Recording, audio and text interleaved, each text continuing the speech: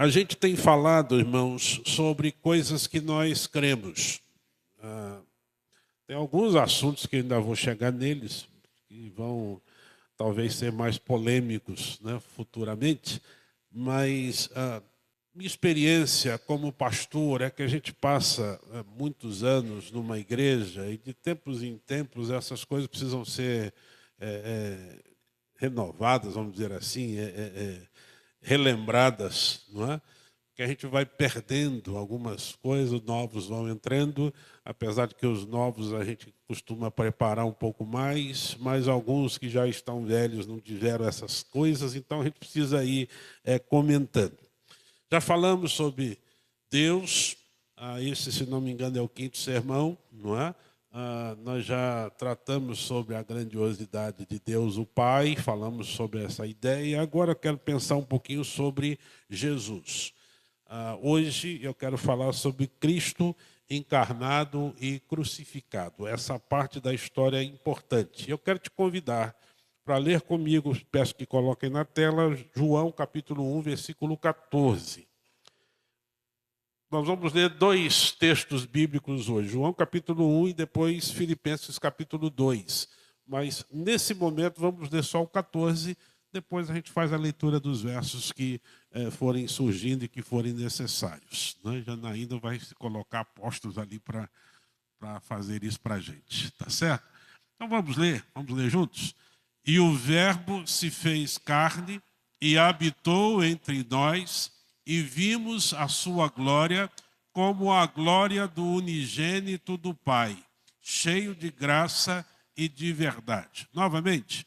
E o Verbo se fez carne e habitou entre nós, e vimos a sua glória como a glória do unigênito do Pai, cheio de graça e de verdade.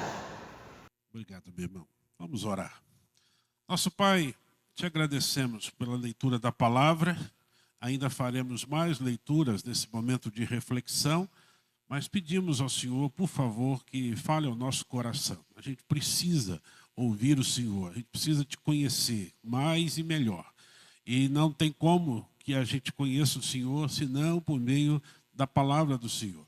E nós pedimos que ela, ó Deus, fale profundamente ao nosso coração. Nós cremos nela como suficiente, cremos nela como normativa, autoritativa para nós, a nossa única regra de fé e de prática.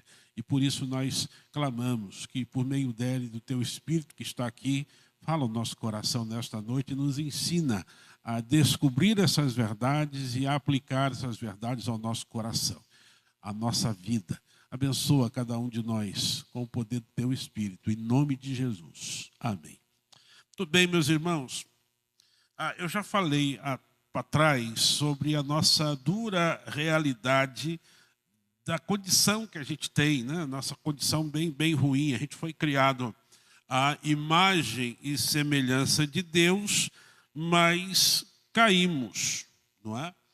E quando caímos, fomos corrompidos pelo pecado e nos tornamos, de certo modo, biblicamente falando, incapazes de nos salvar, de resolver essa nossa pendência com Deus. E aí, o homem que foi feito tal qual um espelho para refletir a glória de Deus, perdeu isso. Ele não consegue mais, é como se o espelho fosse manchado, fosse sujado, né, com alguma coisa que impedisse que Deus pudesse ser visto em nós de forma clara. E isso precisa ser restaurado. Então, meus irmãos, a gente foi deixado à nossa própria sorte. E nessa condição, quando Deus nos entrega a nós mesmos, só sobra uma coisa, que é ficar debaixo da justa ira de Deus. E aí, como a gente já aprendeu, só merecemos morte e inferno. Não há outra coisa para nós diante dessa realidade de um Deus justo e nós, pecadores, afrontando a sua autoridade, afrontando a sua glória. Só que, graças a Deus, a Bíblia não para em Gênesis 3. Graças a Deus, ela não fica só com o relato do pecado. A história da redenção vai avançando por todas as Escrituras. E ela vai chegar no seu ponto mais alto, no centro, na coisa mais importante das Escrituras, que é o coração da nossa fé, que é a pessoa e a obra de Jesus Cristo. E é por isso que a gente chama cristãos, não é? Porque toda a base da nossa fé, e nós entendemos que todas as Escrituras, de alguma maneira, apontam para Jesus. Nós temos que pensar nisso. E aí, hoje, eu quero convidar você a olhar comigo para esse momento em que a eternidade invadiu o tempo, né? Em que Deus se tornou um de nós. Vamos pensar um pouquinho nessa doutrina de Cristo, a cristologia. A gente usa essa expressão, né? A gente precisa ter sermões cristocêntricos, sermões que Cristo está no centro. O culto precisa ser cristocêntrico. O culto não é feito para mim nem para você. Aqui não é um trabalho de entretenimento para te agradar, né? Não nos importa agradar você, nos importa agradar a Deus, agradar àquele que é o autor e consumador da nossa fé, que é Jesus. Nosso alvo, nosso foco está em Cristo. Então, meus irmãos, essa doutrina de Cristo não é um negócio para ficar um tema ali de debate nos seminários. Não, é um negócio para a vida. Ela é fundamental para a nossa existência como igreja. Se a gente errar em quem Jesus é e o que ele fez, eu digo para você, sem medo de errar, nós erramos em tudo, nós não entendemos nada. Se a gente não compreender Jesus, a sua obra, nós nos perdemos na nossa vida como cristãos. Então, a gente vai refletir sobre essa encarnação de Jesus, a morte dele, a morte substitutiva, em que ele nos substituiu na condenação, e a sua suprema exaltação, segundo Paulo vai nos falar ali em Filipenses. Mas vamos começar com João, capítulo 1. Eu vou pedir Janaína para colocar, nós vamos ler até o 5. Eu vou pedir você para ler para mim, por favor. Vai estar na tela, você lê. Vamos lá? No princípio... E o Verbo estava com Deus, e o Verbo era Deus. Ele estava no princípio com Deus. Todas as coisas foram feitas por ele, e sem ele nada do que foi feito se fez. Nele estava a vida, e a vida era a luz dos homens. E a luz resplandece nas trevas, e as trevas não a compreenderam. Deixa na tela o verso 1 para mim, por favor. Meus irmãos, quem prega as Escrituras e quem estuda as Escrituras vai perceber que esse capítulo é considerado pelos expositores, pelos pregadores, como um dos mais profundos da teologia bíblica. Porque nós estamos falando de um negócio que não dá assim para entender tão simplesmente, não. Parece fácil só passar por cima e ler, mas a profundidade do que está ali é muito grande. João diz que no princípio era o verbo é a palavra que exprime ação. Essa palavra verbo ela está traduzida no português, tá? No grego seria logos, e pode dar a ideia só de palavra. No princípio era a palavra. Tá? E você se lembra que Deus criou o mundo pela palavra, lembra? O escritor aos Hebreus, se não me engano, capítulo 11, naquele capítulo sobre a fé, ele vai dizer assim que nós cremos que o mundo foi criado só pela palavra. E a palavra que criou o mundo é Jesus, é o que João está dizendo. Ele era a palavra. O verbo, a palavra, estava com Deus e é o próprio Deus. É um negócio sério. O verbo era Deus, diz o texto. Então, Jesus não começou a existir na manjedoura de Belém. Jesus é o Deus eterno. Ele é a segunda pessoa da Trindade. E junto com o Pai e o Espírito Santo é o Criador de todas as coisas. A Bíblia não tem a palavra Trindade nela. Isso é a palavra da teologia mais recente. Mas a Bíblia tem todas as evidências da existência de três pessoas formando um único Deus. As expressões para Deus sempre são no singular, e são sempre voltadas para o Senhor. E você tem a fórmula do batismo ensinada por Jesus, batizar as pessoas em nome do Pai, Filho e Espírito Santo. Quando em Atos capítulo 5, Ananias e Safira mentem a respeito de uma oferta que estava dando, que diziam ser toda a oferta, quando na verdade não era, não precisava ofertar tudo, nem a parte, mas mentiram diante de Deus. Pedro diz, por que encheu Satanás teu coração para mentir contra o Espírito Santo? E logo na sequência ele diz, você não mentiu para o homem, mentiu para Deus. Então, as Escrituras dão base para a gente que tanto Jesus, quanto o Espírito Santo, quanto Deus, o Pai, formam essa trindade. E aí, meus irmãos, é interessante pensar nessa condição de Jesus sendo Criador. Ele estava no momento da criação, porque Ele é o Deus. Aquele nome que se tornou famoso aí numa denominação, o nome Jeová, não é? Alguns outros tradutores, outros teólogos tentam entender a pronúncia, porque é o nome de Deus. São 4 letras, são 4 vogais, YHWH no hebraico, que não tem tradução correta.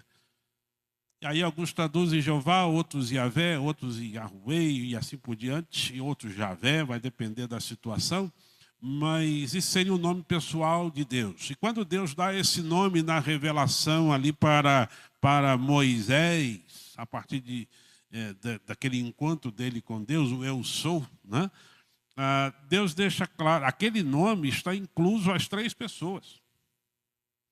Aquele nome, o nome de Deus no Velho Testamento, não é só o Pai, não. O Pai é o que aparece mais, mas a palavra, o nome, é a Trindade como um todo. Então, é interessante entender isso, que Jesus faz parte dessa Trindade.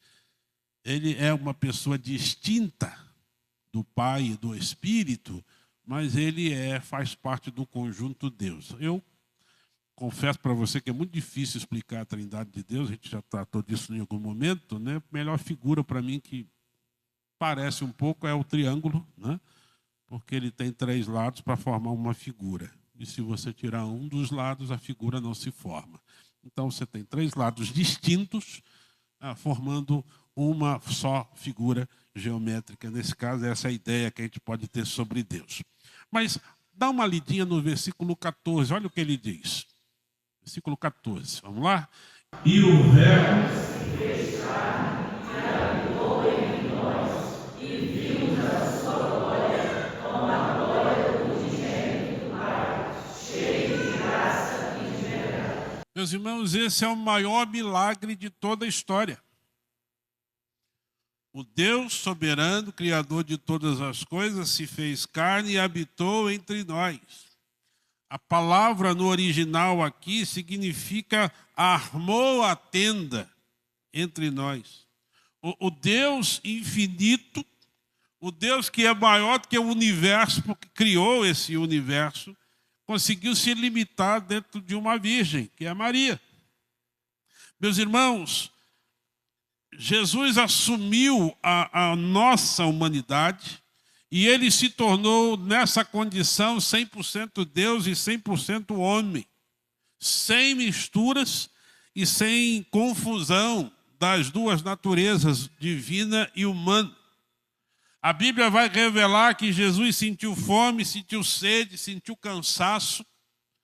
Se não me engano, é o 11:25 de João que diz que Jesus chorou, não é isso? Acho que é esse verso. Então ele chorou, teve as emoções, as mesmas coisas que um ser humano comum tem. E é importante a gente pensar nisso. E por que isso é tão importante assim? Primeiro, porque você precisa entender que o seu Salvador é alguém que te entende. O seu Salvador não está distante. Hebreus, capítulo 4, verso 15, afirma que nós não temos um sumo sacerdote que não possa se compadecer das nossas fraquezas.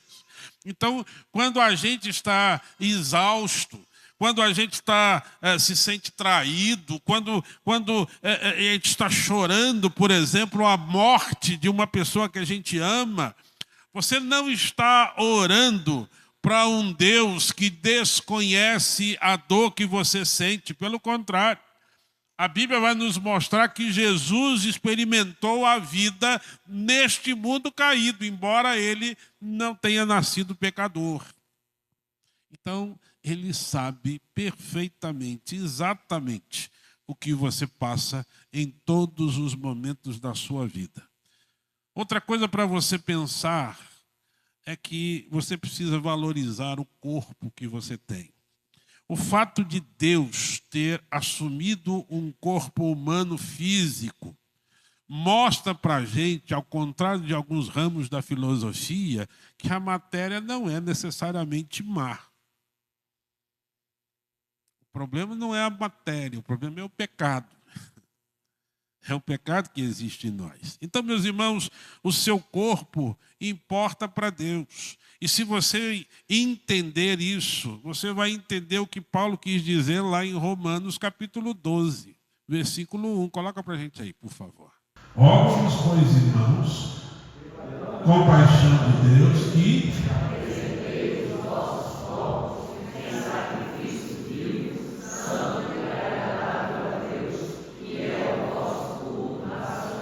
perceba algo importante para Paulo. Paulo tem uma teologia interessante para você entender que a sua vida como cristão é a apresentação de você, não só espiritualmente falando, mas de seu corpo. Ele faz parte do processo. Seu corpo é tão importante que a Bíblia promete ressuscitá-lo. Ele é tão valioso para Deus que Deus quer tê-lo, a mim e a você, na eternidade com ele, e com corpos que serão ressuscitados, adaptados para aquela realidade. Você precisa compreender a importância disso, porque há muita gente destruindo seu próprio corpo, fazendo mutilações, fazendo situações, parece que estão insatisfeitos com aquilo que Deus lhes deu.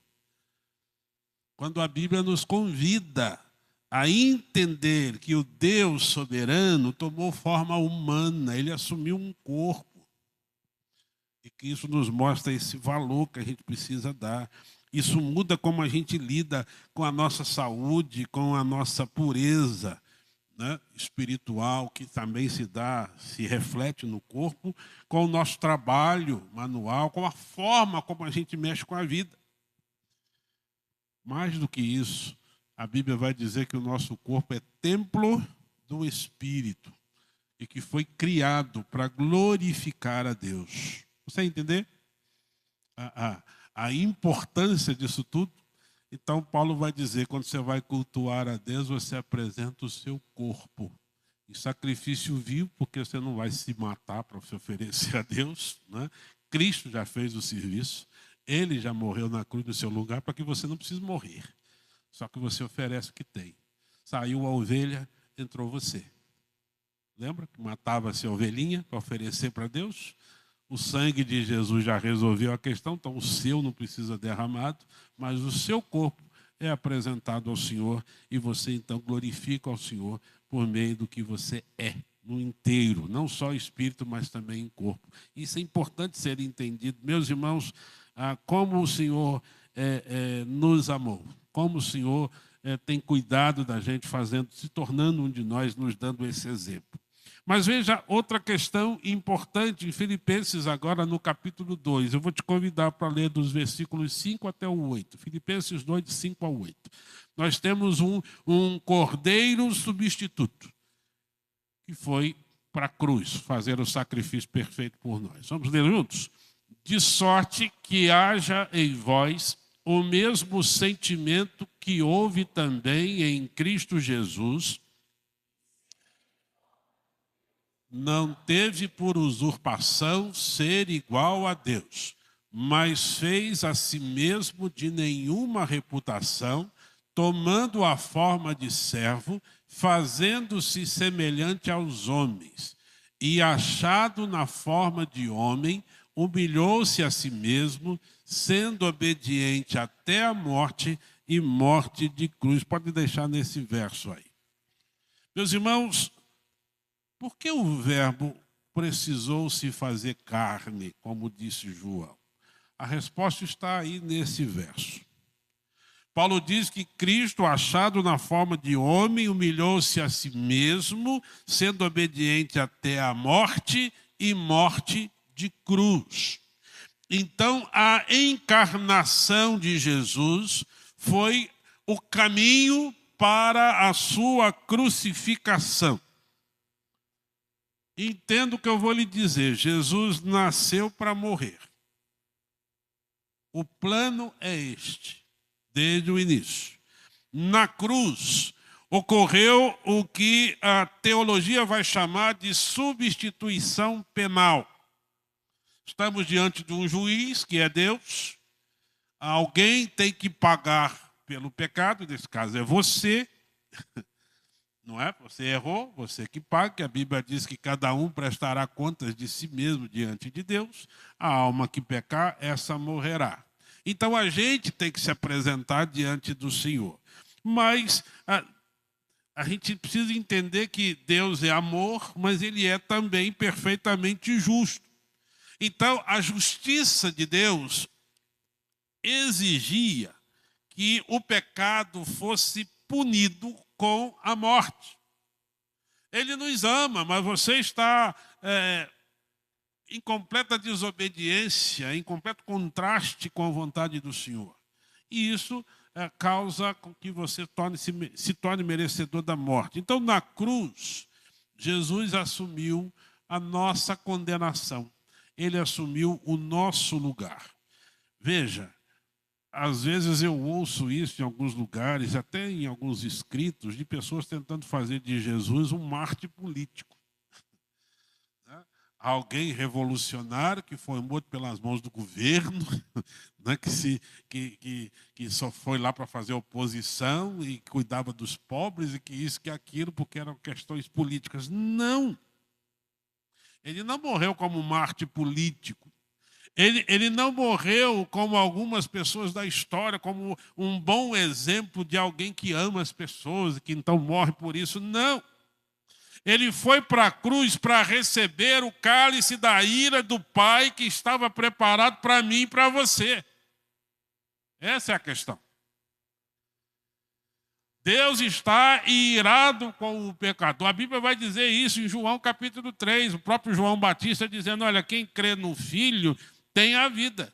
Mas quem não crê, a ira de Deus sobre ele permanece. Deus está irado com a humanidade pecadora que não quer se arrepender e se voltar para ele. Isso é tão sério que vai chegar até o fim da nossa história da humanidade. Quando você lê Apocalipse, Deus abre os selos, Deus abre as trombetas, Deus manda as taças. Depois de muitos daqueles eventos, quase todos eles dizem alguma coisa assim, nem assim, depois daqueles eventos cataclísmicos, daquela destruição toda, ele diz, nem assim os homens se arrependeram e quiseram se voltar para o Senhor. Mesmo diante de tanto problema, preferem se colocar na contramão, na desobediência, de uma forma de oposição contra Deus, fazendo parte das ações do inimigo de Satanás. Então, meus irmãos, Cristo foi à cruz para assumir essa condenação que pesava sobre nós. E só Ele tinha condições de satisfazer plenamente as exigências dessa justiça divina. Você lembra que Deus estabeleceu o sistema sacrificial no Velho Testamento? Tinha que ser uma ovelha macho primogênito, primeira ovelha sem defeito, sem mancha, para tentar substituir o ser humano na expiação, na remoção da culpa do pecado. Mas era uma ovelha para cada pecado. Não era uma ovelha para morrer por você e valer para a eternidade. Não, era uma ovelha para cada pecado. Não dava conta. E não havia um ser humano, disse Paulo, não há quem busque a Deus, nenhum sequer, todos se desviaram. Teve que vir Jesus o Deus soberano, se tornar um de nós para fazer de novo um ser humano sem pecado nesse mundo, capaz então de suportar essa ira de Deus sobre si, de preencher as lacunas em que Paulo vai dizer: se por causa de um pecado entrou no mundo, por causa de um, no caso Jesus, o pecado é removido daqueles que creem.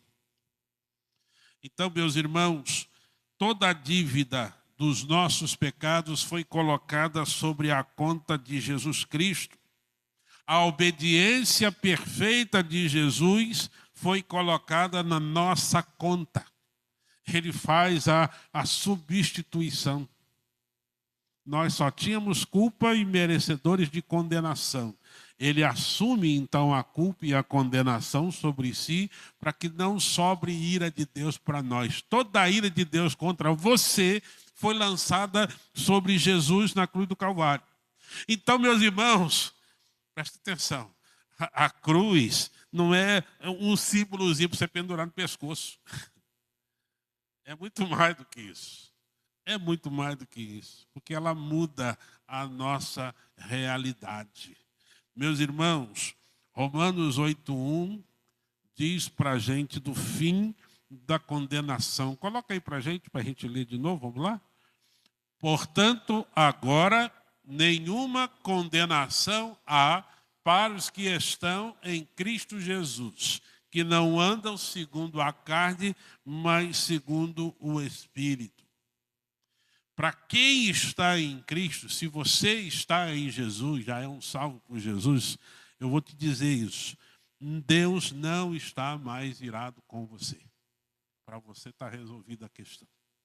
Veja, a justiça de Deus foi totalmente satisfeita na cruz do Calvário, na pessoa de Jesus. Quando você pecar, você que é crente, e quando o diabo sussurrar no seu ouvido que Deus vai castigar você com alguma tragédia, você vai olhar para a cruz. Porque Deus não vai punir o seu pecado duas vezes. O preço do seu pecado já foi pago da cruz. Paulo vai dizer em Gálatas que o nosso escrito de dívida foi colocado lá. Aquele documento, né, que constava a nossa dívida contra Deus foi colocado na cruz do Calvário. Mas isso nos chama atenção para outras questões importantes, que é, por exemplo, termos humildade nos nossos relacionamentos pensando na pessoa de Jesus. Volta lá em Filipenses 2:5, por favor. Porque Paulo começa dizendo, antes dele entrar no assunto que Jesus deixou o céu e se tornou um de nós, ele começa dizendo o seguinte: de sorte que haja em vós o mesmo sentimento que houve também em Cristo Jesus. Aí ele diz, estava em forma de Deus, não se apegou a essa forma, se tornou em um de nós e tal. Essas são as palavras que Paulo vai introduzir o fato de Jesus ter se tornado um humano. Só que ele diz que quando Jesus se tornou humano, ele se humilhou a si mesmo para se tornar um de nós e nos salvar. E o que Paulo está dizendo é, você precisa ter o mesmo sentimento. Sabe aquele sujeito que acha que não vai levar desaforo para casa? Eu não posso ser humilhado de jeito nenhum, né? Eu não posso ser humilde. Não. A lógica cristã é outra. Se o rei do universo se esvaziou e se ele serviu até a morte, presta atenção, não tem espaço para orgulho na sua vida como crente, como servo de Deus na igreja. Não há espaço para disputas de poder. Não há espaço para pessoas que se acham boas demais, para servir nas coisas mais simples, dentro da igreja ou fora dela, servindo ao Senhor. Porque o Deus soberano se tornou uma das suas criaturas, ele se humilhou por amor. Meus irmãos, a ideia da cruz é matar o nosso ego. É mostrar para a gente o que a gente deve se tornar por meio de Jesus. Salvação é de graça. É um presente. Eu não tenho que fazer muita coisa. Não tenho que fazer nada, eu só preciso crer. E a condenação, a ira de Deus, a culpa é removida. e vai sobre Jesus que paga o preço por mim. Mas se eu sou salvo, eu preciso aprender a ter o mesmo sentimento que houve em Jesus quando ele decidiu deixar o céu e se rebaixar à condição de uma das suas criaturas. E nessa condição, Paulo vai dizer, na forma de homem, foi obediente a Deus até a morte, e a pior das mortes, que é a morte de cruz. Só que isso vai um pouco mais, né? Eu vou pedir de novo para você ler a partir do verso 9, 10 e 11. Vamos lá? O 9. Vamos ver? Por isso, também Deus o exaltou soberanamente e lhe deu um nome que é sobre todo nome, para que ao nome de Jesus se dobre todo o joelho dos que estão nos céus e na terra e debaixo da terra, e toda a língua confesse que Jesus Cristo é o Senhor, para a glória de Deus Pai. Deus exaltou a Jesus em função da sua obediência e da sua decisão. E lhe deu um nome sobre todo nome. Meus irmãos, quando nós lemos essa passagem, a gente se depara com o resumo da obra de Jesus Cristo.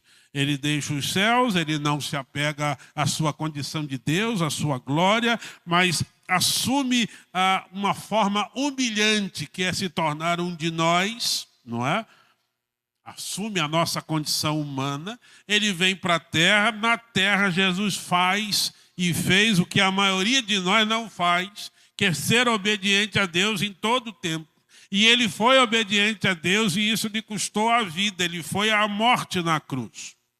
Então Paulo destaca que a morte a que ele foi submetido foi a mais terrível de todas. A morte de cruz, a crucificação foi abolida na história porque era considerada a mais cruel de todas. A pessoa ficava ali pendurado naquele madeiro por muitos dias até morrer, sendo picado por bichos, sofrendo as dores. Era um negócio desumano, vamos dizer assim. Mas há algo importante sobre Jesus que eu preciso te dizer. A história não terminou na sexta-feira. Lembra que Jesus morreu na sexta-feira?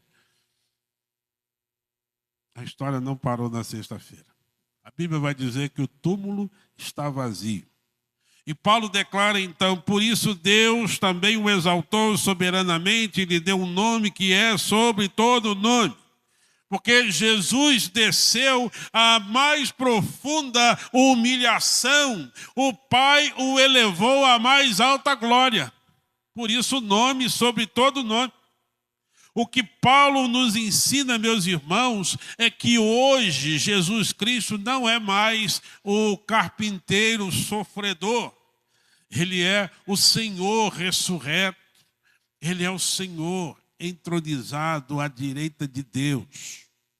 E a promessa que você lê aqui na carta aos Filipenses, a promessa que essa carta nos traz é muito clara. Ela aponta para um dia histórico que ainda vai chegar. E eu quero que você leia de novo os versos 10 e 11. Vamos lá? Para que ao nome de Jesus se dobre todo o joelho dos que estão nos céus e na terra e debaixo da terra, e toda a língua confesse que Jesus Cristo, para a glória de Deus Pai. Meus irmãos, nós cremos e pregamos que Cristo é o Senhor de todas as coisas. Mas não basta saber isso. A sua vida cristã não se resume a saber das coisas. A sua vida se resume em, de fato, colocar isso, tornar isso prático. Ele precisa ser Senhor de modo prático na sua vida. Saber coisas como ele não é suficiente. Há um momento em que ele fala aos seus discípulos, vocês me chamais Senhor, Senhor, mas não fazem o que eu mando. Como é que alguém chama de Senhor e não obedece? Somos nós. E aí, meus irmãos, a gente precisa se lembrar e durante a nossa vida nesse mundo, dobrar os nossos joelhos para com o Senhor agora, pela graça. Veja, o que Paulo está dizendo é que todo ser humano vai dobrar o joelho diante de Jesus. Alguns farão isso hoje, por meio da graça, porque confessaram que Jesus já é o seu Salvador e Senhor. Então, confiados na graça de Deus, já estão dobrando seus joelhos em adoração, em louvor, em oração, confiando nele. Mas outros farão isso no dia do juízo, por meio da força. Quando tiverem que confessar essa realidade diante do juiz de todas as coisas. Meus irmãos, a igreja é a comunidade daqueles que já se curvaram de forma voluntária à autoridade soberana de Jesus. Nós somos aqueles que dobramos nossos joelhos, nos rendemos a Jesus Cristo, que confiamos na suficiência da sua obra, da sua graça, da sua pessoa, da sua salvação. Estamos satisfeitos plenamente em Jesus. E aí eu pergunto se você faz parte mesmo desse grupo. Você precisa ter convicção sobre isso. Você está nessa leva, nesse grupo dos que confessam Jesus como Senhor hoje e confiam na sua graça, na sua misericórdia, são salvos por Jesus? Que grupo você está? Porque haverá o grupo que vai confessar que Jesus é Senhor na marra, sem esperança de eternidade para esses, sem esperança de estarem e adentrarem a vida eterna com o Senhor. A quem você pertence? Você precisa definir isso na sua vida. Confessar que Jesus é o Senhor significa confessar que Ele é o dono absoluto. É entender que você não é dono do seu tempo, você não é dono do seu dinheiro, você não é dono do seu corpo, você não é dono dos seus planos. Tudo pertence a Jesus. Paulo diz que nós nos tornamos mordomos, ou seja, administradores daquilo que Deus deixa conosco para fazer. O que temos não é nosso. Por isso eu já disse aqui várias vezes, né, daquela música que diz, restitui que eu quero de volta o que é meu. O cara é bem doido para cantar um negócio desse. Né? Como é que vai pedir para restituir algo que você nunca teve? Quem é você para Deus ter de restituir alguma coisa? Nada lhe pertence, tudo é do Senhor. É isso que você diz quando diz Ele é o Senhor de todas as coisas. Por isso o Senhor vai dizendo nas Escrituras, minha é a prata, meu é o ouro, tudo é meu. Ou você acha que você criou e inventou alguma coisa, não é? É por isso que quando você lê o livro de Jó, você se surpreende com Deus aparecendo para Jó e não respondendo nenhuma das suas indagações, nenhuma das suas perguntas. Que Deus diz quando eu coloquei estrela no céu, você me ajudou? Então tu reclama comigo, poxa. Quando eu estabeleci, botei os animais, criei essas feras e tal, e fiz eles fazerem isso, brincarem e tal, você participou da criação de alguma coisa? Não, então não discuta comigo. É mais ou menos assim. Meus irmãos, nós precisamos entender quem é que manda. Viver para Cristo também vai se tornar, portanto, a maior liberdade que um ser humano pode experimentar, porque agora você sabe quem é o dono. E você vive para Ele. E a Bíblia vai nos mostrar que Ele é extremamente generoso. Né? Por isso o salmista diz que a bondade e a misericórdia me seguirão todos os dias da minha vida, ou seja, eternamente eu vou desfrutar disso. E aí, eu preciso ir para um quarto ponto, não é muito batista fazer isso, né? Mas eu vou para um quarto ponto, pensando numa centralidade inabalável, que é a centralidade de Jesus. Eu quero te dizer o seguinte, nós como batistas, a gente não segue um conjunto de regras filosóficas. Cristianismo para nós não é filosofia. Cristianismo para nós é uma pessoa viva. É a pessoa de Jesus. O cristianismo não é uma religião. Ele é uma pessoa, a pessoa de Cristo. Sem a encarnação, não haveria qualquer tipo de ponte entre Deus e os homens. Sem a cruz, meus irmãos, ainda estaríamos mortos nos nossos pecados e delitos, como disse Paulo. A gente estaria aguardando apenas o inferno. Sem a ressurreição, a nossa pregação, disse Paulo em 1 Coríntios 15, seria vã. E ele diz que a nossa fé seria inútil se Cristo não tivesse ressuscitado. Então, Jesus não é apenas uma parte da nossa vida. Não pode ser. Ele não é um compartimento que a gente acessa todo domingo quando a gente vem para o culto. Hoje é dia de fazer, peraí, eu vou abrir aqui, vou tirar Jesus, botar na minha vida e agora eu vou lá fazer o meu papel religioso. Nada disso. Jesus é a vida. Ele é o início, o meio e o fim da nossa fé. Lembra? Ele é o autor e consumador da nossa fé. Toda a revelação das Escrituras Sagradas vai culminar na pessoa de Jesus. E todo o nosso coração deve bater por causa de Jesus. Meus irmãos, Ele é o único que pode, de fato, nos salvar. E há 2 textos bíblicos que vão provar isso, e eu gostaria que a gente lesse. O primeiro é Atos, capítulo 4, o versículo 12. Eu vou pedir você para ler para mim. Vamos lá? E ele...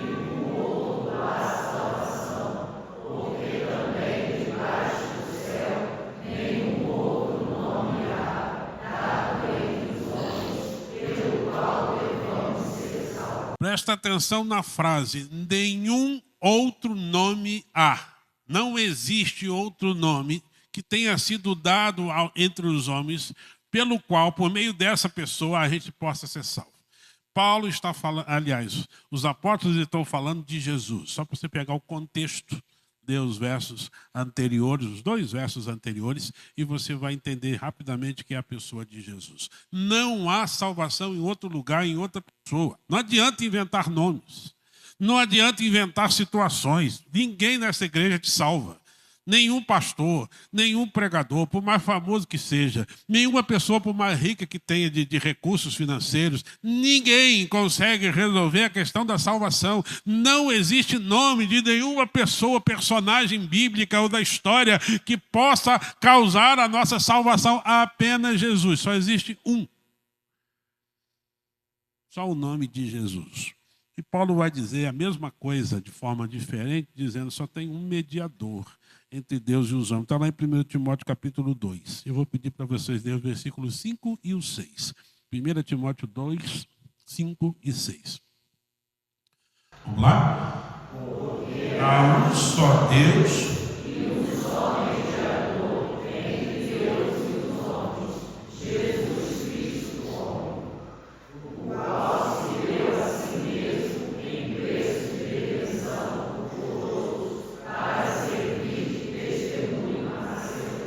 Deixa o 5 na tela, por favor. Um só Deus, um só mediador entre Deus e os homens. Não tem outro. Ah, mas eu creio em Deus. A Bíblia vai dizer, bom, fazes bem, até os demônios creem e estremecem. Jesus vai dizer em João 14, verso 1, você crê em Deus? Ótimo, creia também em mim. Não adianta ficar só com essa ideia, eu creio em Deus, está resolvendo. Não está. Você precisa do nome que salva. Esse nome é Jesus. Ele é o mediador. Ele é que faz a ponte entre nós e Deus. Não tem outro. Não tem medianeira, como diz um grupo por aí. Né? Tem uma outra pessoa que entrou no meio do caminho e consegue resolver. Não, não existe. A Bíblia vai dizer que só tem um Deus só e um só mediador para fazer a ponte entre o homem e esse Deus. Meus irmãos, Jesus Cristo, o que a Bíblia quer mostrar a respeito dele é que ele é único e suficiente para a salvação. Ele é único e suficiente. Isso quer dizer que eu não tenho que fazer nada, eu só preciso crer. Salvação não está baseada na minha força, na minha ideia, na minha capacidade, no meu recurso, não. Só no nome de Jesus. Ele é o Senhor da nossa vida e você precisa crer somente em Jesus. E eu quero então caminhar para o fim, pensando que quando a gente contempla o Cristo encarnado, crucificado, exaltado, como vimos aqui hoje, a gente só tem uma resposta adequada para dar a Ele, que é a nossa entrega total de vida, por meio da fé. Só há essa possibilidade da gente responder ao que Cristo fez por nós. Entrega de vida, é rendição completa. É você compreender quem manda e você assumir a postura de quem reconhece o seu senhorio, a sua soberania e se colocar de forma submissa, agora não para ser salvo, mas por gratidão pela salvação recebida. Porque ele já pagou o preço maior, ele já fez algo extraordinário por você. Então, meus irmãos, eu encerro aqui pensando que você precisa tomar 3 atitudes nesta semana. 3 atitudes, coisas práticas para você fazer. Adorar a Deus pelo sacrifício. Passar um tempo agradecendo a Deus em oração, especificamente pelo que Jesus suportou na cruz do Calvário no seu lugar. Eu sei que a gente tem a tendência de só orar pedindo coisas a Deus. Parece que Deus é uma espécie de Papai Noel, né, divino, que a gente tem que ficar pedindo coisas e ele é obrigado a atender. A gente não entende muitas coisas das Escrituras, né? A gente vira um pedinte espiritual. Só que a Bíblia diz outra coisa para você, e o que Cristo fez, o preço pago, deve levar você a orar em adoração, em ser grato a Deus pela salvação. Paulo vai dizer em Romanos 5, verso 8, que a prova do amor de Deus por você não é porque ele te dá as coisas que você pede, não. É porque Cristo morreu na cruz por nós, sendo nós ainda pecadores. E você precisa ser grato a Deus. Há uma canção que temos por aqui que a gente diz: nunca saberei o preço que foi pago lá na cruz. Mas eu digo para você, medite nisso. Medite no alto preço pago por Jesus para que você se tornasse crente membro dessa igreja. Será que o que você faz para Jesus hoje na sua vida corresponde de alguma forma, é uma boa retribuição pelo que Cristo fez por você na cruz? Será que a maneira como você encara a igreja e o seu trabalho pode dizer que corresponde bem com aquilo que Cristo fez por você na cruz? Porque tem gente que tem desânimo, né? Para estar num culto, tem dificuldade, passar algumas horas no culto, olha para o relógio, se passar do horário, então eu vou ter que ir embora. É um peso. É um peso. Jesus Cristo pagou aquele preço todinho para você só se divertir. Deve ser para isso, né? Ele foi para a cruz, ele derramou o sangue dele, só para a gente ficar sentado no banco e se divertir, tudo ser voltado para nós, e no final a gente conseguiu algum tipo de bênção. Você não entendeu o evangelho se a sua cabeça está assim. Você não entendeu nada. Meus irmãos, precisamos adorar a Deus pelo sacrifício de Cristo na cruz. Meditar no preço que foi pago e corresponder. Não para ser salvo, porque isso é grato, é de grátis. Foi feito gratuitamente por nós, mas em gratidão ao que ele fez. E aí, enquanto você ora e medita nestas coisas, nesta semana, você vai identificar talvez algum problema na sua vida, alguma área que esteja rebelde, e vai submeter essa área rebelde ao Senhor. Ore ao Senhor. Será que existe alguma área na sua vida que você ainda não está servindo ao Senhor com ela? Será que quando fala das suas finanças é um problema grande? Seus relacionamentos são barreiras? Seu tempo livre poderia ser usado para louvor, honra e glória do Senhor? Será que há alguma coisa na sua vida que ainda não se dobrou ao senhorio de Jesus? Você precisa fazer isso essa semana. Você precisa confessar essa área que ainda está em rebeldia contra Deus. Confessa isso para o Senhor. Entrega isso ao controle de Deus. Deixa Ele de fato ser Senhor da sua vida. E digo mais, sirva como Cristo serviu. Olha para a pessoa do seu lado e fala isso para ele. Sirva como Cristo serviu.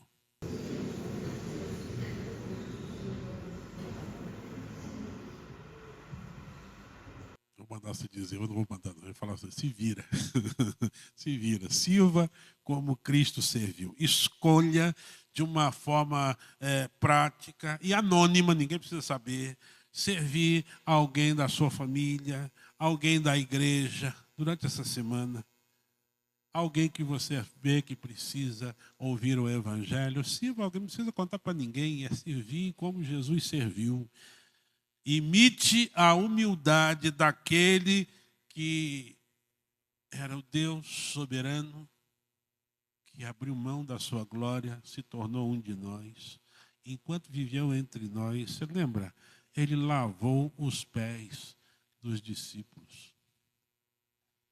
Era a atividade dos escravos. Ele senta num banquete, pega o pezão sujo de todo mundo e começa a lavar. Ninguém pediu. Talvez você esteja esperando assim, se o pastor falar que eu devo fazer, se alguém me chamar para fazer, não, se oferece. Temos irmãos aqui, Ivanilton, Gilson, eu, Vinícius, que infelizmente a esposa está doente, hoje não está aqui conosco. Orem por ela, pela Esther. Mas temos irmãos que coordenam algumas áreas. Presente-se para ele, eu quero servir, o que eu posso fazer?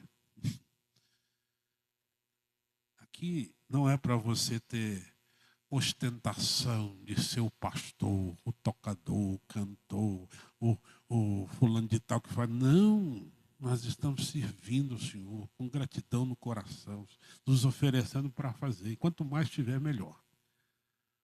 Mas porque você quer amar o Senhor, a sua igreja, quer servir ao Senhor, reconhece que Ele é o Senhor da sua vida. Meus irmãos, que o nome de Cristo seja exaltado no seu coração. Que o nome de Cristo seja exaltado na vida da nossa igreja, hoje e sempre. Você diz amém? Tem que ser assim.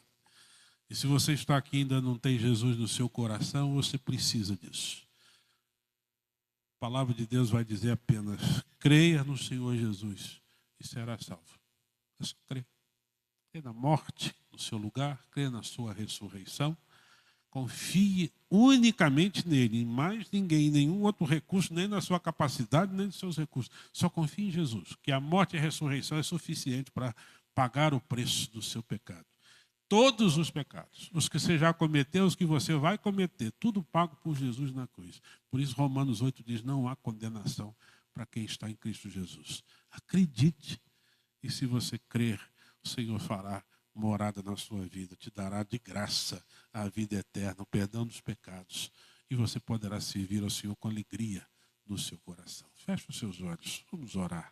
Querido Deus, muito obrigado por tua palavra, muito obrigado porque o Senhor vai nos mostrando o quanto o Senhor Jesus nos amou ao deixar a eternidade, o céu, ao se tornar um de nós, um ser humano, uma das criaturas, se humilhou totalmente ao se tornar um de nós. Mas ainda assim, nessa condição de ser humano, se humilhou, sendo obediente até a morte.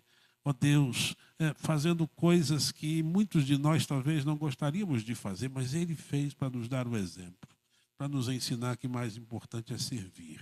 E ó Deus, mesmo depois disso tudo, o Senhor o exaltou de forma soberana e lhe deu um nome sobre todo nome, o nome de Jesus. Todos deverão dobrar o seu joelho e confessar que Ele é o Senhor.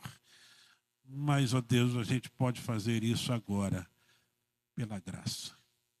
A gente pode estar naquele grupo que conheceu Jesus, que ama Jesus, porque foi amado por Ele, e que agora é salvo, porque creu nele, e que tem certeza certeza da salvação e sabe que se a morte chegar, está seguro nas mãos do Senhor. Ó Deus, permita que essa certeza e segurança esteja no coração de todos aqui dentro. E quem não tem, fala ao seu coração hoje, para que agora mesmo ele faça uma oração e te entregue ao Senhor. Se renda a Jesus. Confie no sacrifício e na ressurreição de Jesus como suficientes para a sua salvação. E desfrute dessa certeza, dessa convicção, porque a tua palavra diz que o Espírito do Senhor fala com o nosso espírito, garantindo de que nós somos filhos do Senhor. Completa, Deus, essa mensagem ao coração de cada um que está aqui nessa noite. Recebe nosso louvor, nossa adoração. Nós nos derramamos, nos entregamos na tua presença nessa noite. Te agradecemos no nome de Jesus. Amém.